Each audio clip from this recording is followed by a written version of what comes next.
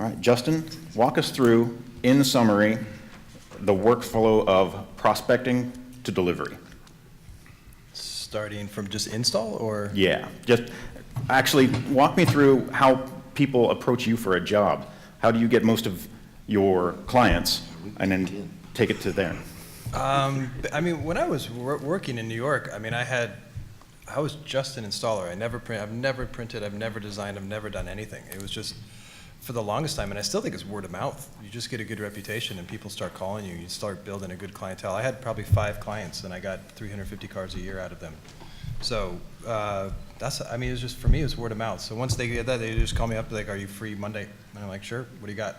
So then, I mean, for me, I think my biggest secret was with the people that I said, here's my price point if I get this material. So for me, it was all material based. For me, that's how I feel like I made the most money, because I can't tell you how many times we're like, we got this new material and we're wondering if you want to try it. You want to try it? And what that told me was, we got a really cheap material that's hyper aggressive and sucks.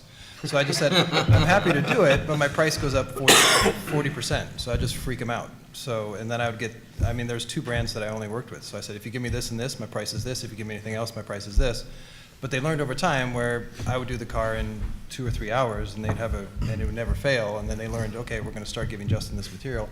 So that's kind of how I did it. And it was just more organizing, you know. And I think the biggest thing that's getting overlooked today is kill fees. You know, I mean, what I'm starting workshops now today is, or when I said, how many people, or even now, how many people have clients that show up late?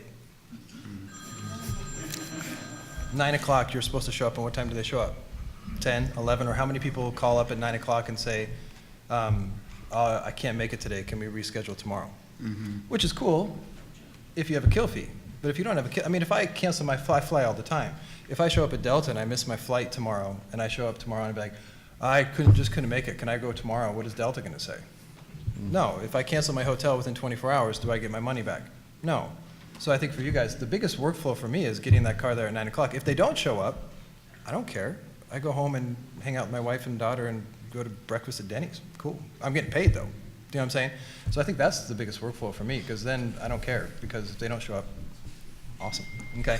So I guess that's for me. Then once it gets started, I just have the client leave. There's no way the client's watching me wrap. So get the client out of the garage as fast as possible. Because then I could wrap fast and then they could come back. But the client that sits in a lawn chair and watches you wrap sucks. Mm-hmm. Oh, yeah. Yeah.